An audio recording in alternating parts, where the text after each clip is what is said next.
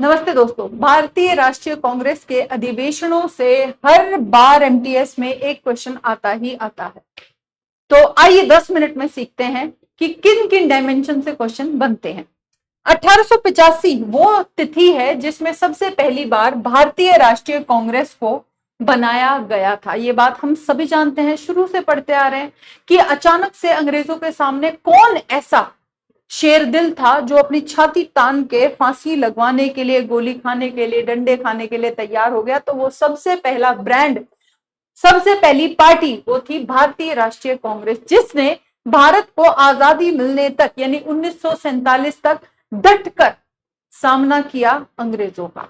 तो आइए भाई एक बार इसकी कहां से पृष्ठभूमि बनती है, कैसे इसका जन्म होता है, किसने ये आइडिया दिया था कि भाई भारतीयों एक ब्रांड बनाओ, एक ऐसी संस्था बनाओ जिसको आप सभी भारतीयों को उनका प्रतिनिधित्व आप कर सको। तो 1885 में अगर पूछा जाए भाई कब, तो 1885 में सबसे पहली बार बंबई में एक कॉलेज है जिसका नाम है गोकुलदास तेजपाल संस्कृत विद्यालय। वहां पर कांग्रेस की सबसे पहली मीटिंग, मतलब सबसे पहला अधिवेशन हुआ था। कब हुआ था? तो ये हुआ था 1885 में। किसने आइडिया दिया था कांग्रेस बनाने का? तो ब्रिटिश अधिकारी जिनका नाम था A.O. ह्यूम, सेवानिवृत्ति हो चुकी थी, तो उन्होंने ही ये सबसे पहली बार हमारे भारत के वरिष्ठ नेताओं से ये कहा था कि आप सबसे पहले एक ब्रांड बनाइए, कांग्रेस बनाइए, और तभी आप अंग्रेजों से बात कर पाएंगे। तो ये सबसे पहला आइडिया कौन देके गए थे? तो ये देके गए थे A.O. ह्यूम। और उन्होंने अपने आप को पीछे नहीं हटाया कि भाई डंडे पड़ेंगे तो इनको पड़े। सबसे पहली बार जब 1885 में कांग्रेस को बनाया जा रहा था, इसका गठन किया जा रहा था, तो ये खुद भी सचिव के रूप में कांग्रेस के सबसे पहले अधिवेशन में सामने खड़े थे, कुर्सी पे सचिव की बैठे थे। अब ऐसे में हमसे पूछा जाता है भाई प्रारंभिक नेता कौन रहे? तो सबसे जो वरिष्ठ नेता रहे वो रहे दादा भाई नारोजी, जिन्होंने अंग्रेजों की ब्रिटेन संसद में भी एक मेंबर की तरह सेवा दी हुई थी दादा भाई नौरोजी। फिरोज शाह मेहता, बदरुद्दीन तैयब जी, WC बनर्जी जो कि सबसे पहले अध्यक्ष माने जाते हैं हमारी कांग्रेस के पहले सत्र के, और अन्य कई थे। मतलब कहा जाए 72 लोग आराम से प्रतिनिधित्व कर रहे थे। अच्छा, उद्देश्य क्या था? तो उद्देश्य था राष्ट्र निर्माण को बढ़ावा देना। हमें राष्ट्र बनाना है, भारत बनाना। भारत तो इंडिया तो है, हमें भारत बनाना है। लोगों के मन में वो ज्वाला जलानी है कि भाई मैं एक राष्ट्र में रहता हूं और उसको किसी और ने अपने जूते के नीचे दबा रखा है, ब्रिटिशर्स ने। उस जूते को मुझे हटाना है और अपने देश को वापस उसी सम्मान, उसी गरिमा के साथ खड़ा करना है जैसे वो सोने की चिड़िया हुआ करता था। रणनीति क्या रही भाई? तो सभी क्षेत्रों तक पहुंच बनाने के लिए अधिवेशन किए गए। हर राज्य में अधिवेशन होने लगे, अलग अलग हिस्सों में इनको आयोजित किया गया, और अध्यक्ष हमेशा उन क्षेत्रों के बाहर का ही इंसान चुना जाता था। आइए भाई इन अध्यक्ष और क्षेत्रों को भी देखते हैं। तो सबसे पहली बार वो तिथि 28 दिसंबर 1885 जिसमें हमारी कांग्रेस की स्थापना की गई थी। कहां हुई थी ये? तो बंबई के गोकुलदास तेजपाल संस्कृत विद्यालय में। तो आइडिया किसका था? A.O. ह्यूम का था, जिन्होंने खुद सचिव बनकर ये आइडिया सचमुच में सपने से एक वास्तविकता में लाने में मदद की। किनकी? भारतीयों की। अध्यक्ष कौन बने भाई सबसे पहले सत्र के? तो सबसे पहले सत्र के व्योमेश चंद्र बनर्जी 72 प्रतिनिधियों के साथ बैठकर सबसे पहली अध्यक्षता करते हैं। प्रथम, द्वितीय, तृतीय, चतुर्थ, मतलब ये 4 ऐसे अधिवेशन आपको पढ़ने को मिलेंगे जिसमें कि 1885 NCA का गठन माना जाएगा। INC मतलब इंडियन नेशनल कांग्रेस का गठन माना जाएगा, जिसके अध्यक्ष कौन बनेंगे? WC बनर्जी बनेंगे। उसके ठीक बाद जो दूसरा 85 तो गुजर गया, पहला अधिवेशन कंप्लीट हुआ। दूसरा अधिवेशन 1886 में दादा भाई नारोजी करेंगे, जो कि पहली बार अध्यक्ष बनते हैं। सबसे वरिष्ठ नेता जो क्या बने हैं? दूसरे सत्र में, दूसरे अधिवेशन में अध्यक्षता करते हैं। 1887 बदरुद्दीन तैयब जी पहले मुस्लिम अध्यक्ष बनते हैं। कहां? मद्रास में। 1888 इलाहाबाद में जॉर्ज यूल यानी पहला अंग्रेज पहला अंग्रेज जो गैर भारतीय है अध्यक्षता करता है। तो ये विविधताओं का प्रतीक रहा। जो शुरुआती 4 ये अधिवेशन रहे, ये क्या बताते हैं? विविधताएं बताते हैं कि भाई देखो, जरूरी नहीं है कोई हिंदू हो, जरूरी नहीं है कोई मुसलमान हो, जरूरी नहीं है अंग्रेज हो, काम अगर भलाई की तरफ है तो धर्म जाति मैटर नहीं करती है। राष्ट्रीय गीत और राष्ट्रीय गान का इतिहास किस किस अधिवेशन में लिखा गया?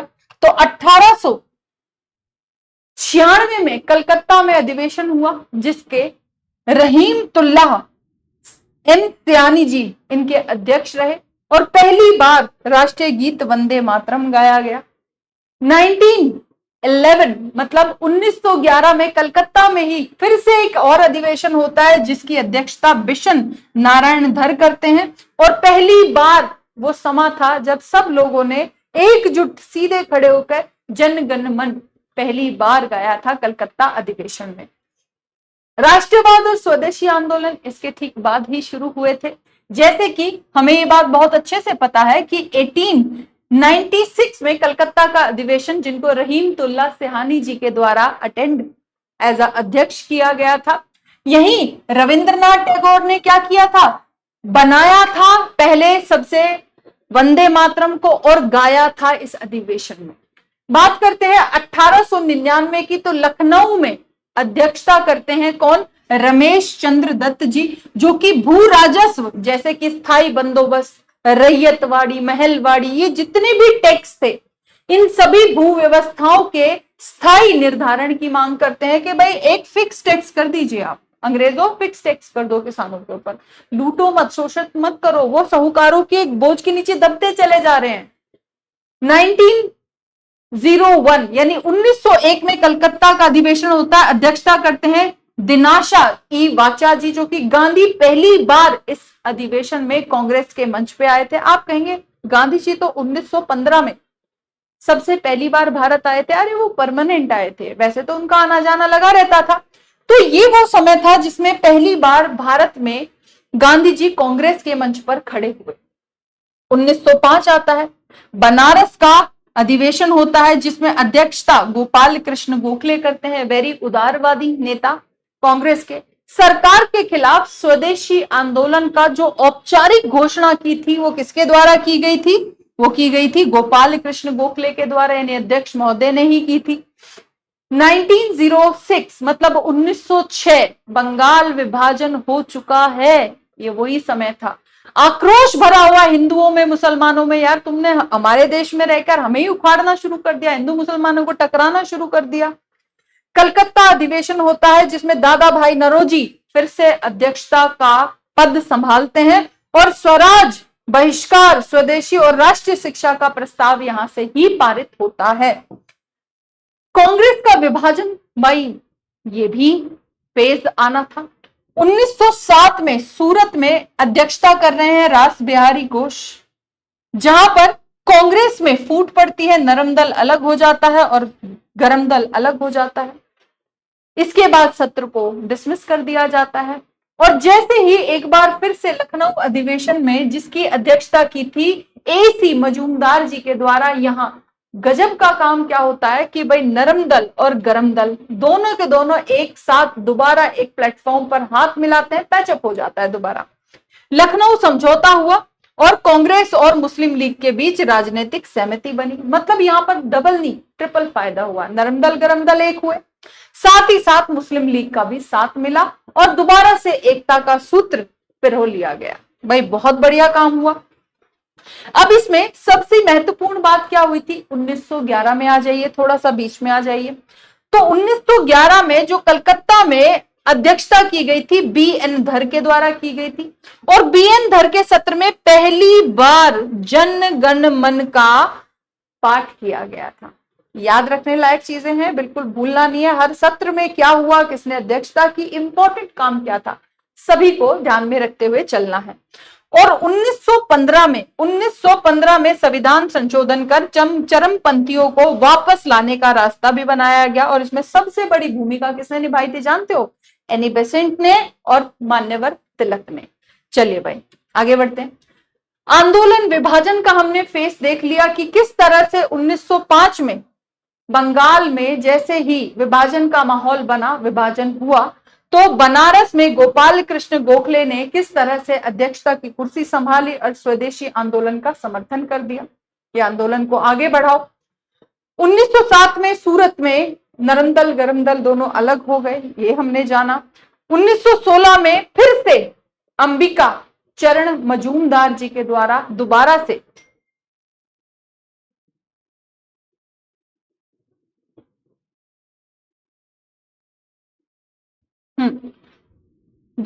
लखनऊ समझौता हुआ और यहां से भाई दोबारा दिल मिल गए, मतलब जो गरम दल नरम दल थे, अलग अलग फूट पड़ी थी, एक हो जाते हैं। ठीक है भाई, समझ में आ गई ये बात। कांग्रेस की प्रमुख महिला अधिवेशन 2 हुए भाई, दोनों को याद रखना है। पहला 1917 में होता है, जिसमें सबसे पहली बात एक अंग्रेज महिला जिनका नाम है एनी बेसेंट, शिक्षा सुधार के लिए, शिक्षा को बेहतर बनाने के लिए, धर्म जाति से लोगों को हटाने के लिए, अपने आप को कुछ विकास की तरफ ले जाने के लिए भारत आई थी और यहीं की होके रह गई भाई। यही महिला थी जिनको पहली बार कांग्रेस की पहली महिला अध्यक्ष बनने का मौका मिलता है। दूसरे नंबर पे 1925 में सबसे पहली बार भारतीय लेडी, मतलब कौन, सरोजनी नायडू जी, कानपुर अधिवेशन में पहली भारतीय महिला जो क्या बनती हैं, कांग्रेस की पहली अध्यक्ष चुनी जाती हैं। आसान हो जाती हैं इस तरह चीजें।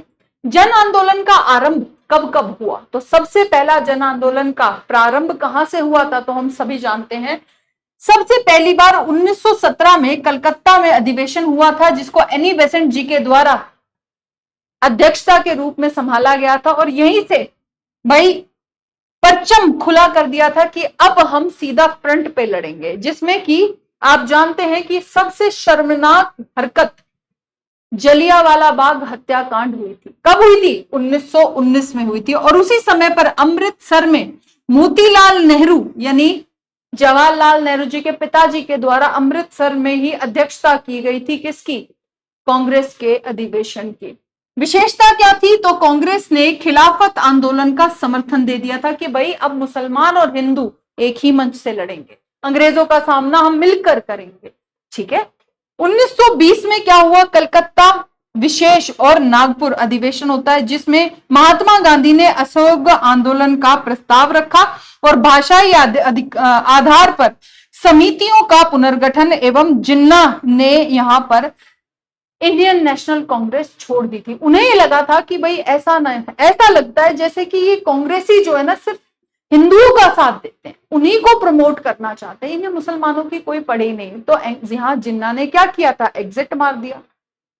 1922 में भाई अगला अधिवेशन कहां होता है, गया में होता है, जिसकी अध्यक्षता CR दास करते हैं और CR दास अलग हुए और स्वराज पार्टी का यहां से गठन कर। ऐसा क्या हो गया था, तो 1922 में जो चोरा चोरी घटना की वजह से महात्मा गांधी ने बिना किसी की सलाह के, बिना किसी से बात किए जो असहयोग आंदोलन है उसको वापस ले लिया, जिसकी वजह से बड़े बड़े जो राजनेता थे सभी ने महात्मा गांधी से मन खट्टा करके अपने खुद के ही क्या बनाने स्टार्ट कर दिए थे, अपने खुद के ब्रांड बनाने, अपनी खुद की संस्था बनानी शुरू कर दी थी। तो CR दास ने सबसे पहली बार स्वराज पार्टी का यहां से गठन किया था, किसके साथ मिलकर, जवाहरलाल नेहरू जी के पिताजी थे ना मोतीलाल नेहरू, उन्हीं के साथ मिलकर यहां से इन्होंने स्वराज पार्टी का गठन करना शुरू कर दिया था। आगे आते हैं पूर्ण स्वराज का संकल्प, मतलब 1924 से लेकर 1929 तक का वो समय रहा जिसमें कि पूर्ण स्वराज का संकल्प ले लिया जाता है कि हम अपने देश को आधा अधूरा नहीं लेंगे, पूर्ण स्वराज चाहिए हमें अपना। ऐसे में महात्मा गांधी सबसे पहली बार बेलगाम जाते हैं 1924 में और वहां अध्यक्षता करते हैं सबसे पहली और सबसे अंतिम कांग्रेस के अधिवेशन की। महात्मा गांधी की अध्यक्षता में ये एकमात्र ही ऐसा अधिवेशन था जिसमें महात्मा गांधी वाकई खड़े होकर बोले थे। 1925 में कानपुर में अगला अधिवेशन होता है, सरोजनी नायडू देखती हैं, पहली भारतीय महिला, आप जानते ही हैं। 1929 में लाहौर में अगला अधिवेशन होता है जिसकी अध्यक्षता जवाहरलाल नेहरू करते हैं। बहुत खास था क्योंकि पूर्ण स्वराज पर ऐतिहासिक प्रस्ताव यही पारित किया गया था। पूर्ण स्वतंत्रता के लिए सविनय अवज्ञा आंदोलन शुरू करने का जो निर्णय लिया गया था वो भी यही इसी अधिवेशन से लिया गया था। 26 जनवरी को स्वतंत्रता दिवस के रूप में जो मनाने की घोषणा हुई थी सबसे पहली बार, ये दिन फेवरेट रहेगा, वो इसी अधिवेशन से स्टार्टिंग हुई थी। अब यहां से भाई एक बात इस बीच में और हो जाती है। 1927-28 में साइमन कमीशन भारत आता है, जिसमें कि संवैधानिक सुधारों के लिए साइमन कमीशन को भारत भेजा गया था। पर उसमें एक कमी थी कि उसमें कोई भारतीय बंदा ही नहीं था, कोई मेंबर ही नहीं था। तो भारतीयों के लिए आप काम करने जा रहे हो तो एक आधा भारतीय तो रख लो भाई। इस बात की वजह से बहुत बड़ा विरोध प्रदर्शन हुआ भारत में साइमन कमीशन को लेकर। लाहौर में काले झंडे दिखाए गए ये साइमन कमीशन को, और कहा गया go back Simon, go back Simon. अब इसमें भाई प्रदर्शनकारियों के ऊपर लाठीचार्ज भी हुआ। इसमें सबसे ज्यादा घायल कौन हुए, जानते हो उनको? बताओ, अगर जानते हो तो कमेंट करके मुझे लिखो कौन घायल हुए थे और फिर उनकी मृत्यु हो गई थी। तो लाला लाजपत राय, उनकी मृत्यु हुई थी लाठी लगने की वजह से। छाती घायल हुई, सर घायल हुआ। आगे बढ़ते हैं। स्वराज से पूर्ण स्वराज का अधिकार कब हुआ भाई? तो हमने स्टार्टिंग इसकी कर दी थी 1906 में कलकत्ता अधिवेशन में, जो दादा भाई नारोजी ने सबसे पहली बार जब इन्होंने स्वराज का कॉन्सेप्ट रखा था, यहीं से इसकी नींव पड़ चुकी थी। अब क्या हुआ? 1929 में लाहौर का जो अधिवेशन हुआ, उसमें जो सिर्फ स्वराज था उसके आगे पूर्ण स्वराज नेहरू जी ने लगा दिया। और 1931 में कराची में जो वल्लभ भाई पटेल जी की अध्यक्षता में अधिवेशन हुआ, उसमें मौलिक अधिकारों और राष्ट्रीय आर्थिक कार्यक्रम पर प्रस्ताव पारित करने लगे कांग्रेस के जो नेता रहे। मौलिक अधिकार और नया दृष्टिकोण कहां से जनरेट होता है? तो भाई ये 1931 से 1937 तक के जो अधिवेशन रहे उनमें होता है। 1931 में हम सभी जानते हैं कराची में अधिवेशन हुआ था, वल्लभ भाई पटेल जी के द्वारा किया गया था, और यही सबसे पहली बार हमारे मौलिक अधिकारों के प्रति बात की गई थी कि भाई भारतीयों को भी उनके मौलिक अधिकार मिलने चाहिए। माना कि यहाँ पर ब्रिटिशर्स का यहाँ पर कब्जा है, माना कि उनकी रानी का यहाँ पर रूल है, पर इसका मतलब ये नहीं है कि भारतीयों को उनके मौलिक अधिकार ना मिले। जब अन्य देशों को दे रखे हैं ब्रिटेन ने, हमें भी दो। यही वो टाइम था जब गांधी इरविन समझौते को समर्थन हुआ था। गांधी ने इरविन को जमीन पे चटाई पर बैठने को, भारत के वायसराय को जमीन पे चटाई पे बिठा लिया था कि तुझे मुझे अगर यहां से वाकई में मुझसे कोई काम करवाना तो इरविन जमीन पे बैठ जैसे मैं बैठा, और अपनी सारी 14 सूत्री मांगे थी मनवा ली इरविन से। यही वो टाइम था जब गांधी ने गोलमेज सम्मेलन में शामिल होने के लिए इरविन की बात मान ली थी और गए भी थे, है ना। अच्छा, नेक्स्ट क्या हुआ? अब 1934 में बंबई में राजेंद्र प्रसाद जी के द्वारा अध्यक्षता की गई कांग्रेस के संविधान में संशोधन किए गए। 1936 में लखनऊ में अध्यक्षता की गई थी, किसके द्वारा? जवाहरलाल नेहरू जी के द्वारा। जवाहरलाल नेहरू द्वारा ही समाजवादी विचारों की ओर अग्रसर हुए। और इसके बाद बहुत ही इंपॉर्टेंट जो गांव का पहला अधिवेशन था वो था फैजपुर अधिवेशन, जो कि गांव में आयोजित किया था। अध्यक्षता किसने की थी? अगेन नेहरू जी के द्वारा ही की गई थी, क्योंकि उन्हें पता था कि कंसिडर करना, लुभाना सिर्फ नेहरू जी के बस की बात थी। मुख्य व्यक्तित्व सबसे ज्यादा कौन कौन रहे? तो सबसे प्रमुख व्यक्तित्व थे गांधी जी और हमारे नेताजी। तो ऐसे में गांधी जी को तो हम जानते हैं, इन्होंने तो सिर्फ एक ही बेलगांव अधिवेशन किया था, उसके बाद ये दोबारा अधिवेशनों में अटेंड ही नहीं करे, यानी अटेंड तो किए पर अध्यक्षता नहीं की। सुभाष चंद्र बोस, बड़े पढ़े लिखे, बहुत ही बढ़िया परिवार से आने वाले, रिच पर्सन और बुद्धि के एकदम प्रकांड, 1938 में और 1939 में 2 अधिवेशन करते हैं, पहला हरिपुर में और दूसरा त्रिपुरी में। सबसे पहले में राष्ट्रीय योजना समिति लेकर आते हैं और दूसरे में हमेशा के लिए रिजाइन कर देते हैं कांग्रेस से। क्यों? कारण था इस बात का कि भाई गांधी जी संतुष्ट नहीं थे सुभाष चंद्र बोस जी की किसी भी नीति से, तो इसी वजह से यहां पर भाई हुआ क्या, राजेंद्र प्रसाद जी को अध्यक्ष बनाया गया और यहां से ही त्रिपुरी अधिवेशन से इस्तीफा दे दिया गया। किसके द्वारा? बोस नेताजी के द्वारा, सुभाष चंद्र बोस जी के द्वारा। स्वतंत्रता की और अंतिम चरण, भाई याद रखना है हमें, फैजपुर, जो कि गांव का पहला अधिवेशन था, किसका? कांग्रेस का, ये हम सभी जानते हैं। उसके बाद सीधा 1946 पे आ जाइएगा, मेरठ अधिवेशन होता है जिसमें जेबी कृपलानी इसकी अध्यक्षता करते हैं। महत्व क्या था इसका? महत्व एक ही था, भारत की आजादी। और जिस समय पे भारत आजाद हुआ था तो जेबी कृपलानी ही कांग्रेस के अध्यक्ष रहे। इंपॉर्टेंट हो जाता है बहुत ज्यादा। इसी के बीच बीच बहुत सी घटनाएं हमारे भारत में देखने को मिली। जैसा कि हम जानते हैं कि भाई हरिपुरा और त्रिपुरी ये दो अधिवेशनों में नेताजी ने इस्तीफा दे दिया था अपना। 1941 से 1945 कोई अधिवेशन ही नहीं हुआ। उल्टा भारत के अंदर ऐसी आग लगी कि महात्मा गांधी जो अहिंसा के पुजारी थे, उन्होंने खुद कह दिया अंग्रेजों को भारत छोड़ो, भारतीयों को कह दिया करो या मरो। एक चीज तुम्हारे सामने है, जो हमारे नेताजी थे उन्होंने आईएनए के थ्रू अपनी कार्रवाइयां शुरू कर दी, अपना ब्लैक ये क्या नाम है फॉरवर्ड ब्लॉक बना के शुरू कर दी संस्थाएं, क्रिस्प मिशन बना, कैबिनेट मिशन बना, बतेरी सारी वार्ताएं चली, बहुत सारे सत्र आयोजित हुए, पर कांग्रेस का कोई सत्र आयोजित नहीं हुआ। मेरठ सत्र फाइनली हुआ, जेबी कृपलानी ने अध्यक्षता की और वो अंतिम कांग्रेस के अध्यक्ष रहे जिस समय तक भारत आजाद नहीं हुआ था। ये सभी आपको पढ़ने हैं, बहुत ही आसानी से याद हो जाएंगे। कौन अध्यक्ष था, किस अधिवेशन में था, आसानी से बड़े ही आप इसको याद कर पाएंगे। एक टेबल है आपके लिए। यहीं पर सबसे पहली बार प्रथम अधिवेशन में प्रथम क्या हुआ था, बनर्जी कौन से प्रथम अधिवेशन में थे, जॉर्ज यूल कौन से अधिवेशन में थे, पहली महिला अध्यक्ष कौन बनी थी, भारतीय पहली महिला अध्यक्ष कौन बनी थी, पहले मुस्लिम अध्यक्ष कौन बने थे, ये सभी आपके लिए बड़ा आसान हो जाएगा, है ना। गांव का पहला अधिवेशन कब हुआ था, तो ये सारी चीजें बहुत आसान हो जाती हैं जब हम किसी एक ही पर्दे पे इन सभी को एक साथ देखते हैं। तो ये था आज का आपका सेशन, कैसा लगा बताइएगा। कोई और आप चाहते हैं किसी टाइप की कोई और शॉर्ट्स, कोई वीडियो, तो जरूर कमेंट कीजिएगा और इस तरह की वीडियोस के लिए नोटबुक एकेडमी को सब्सक्राइब कीजिएगा। नमस्कार।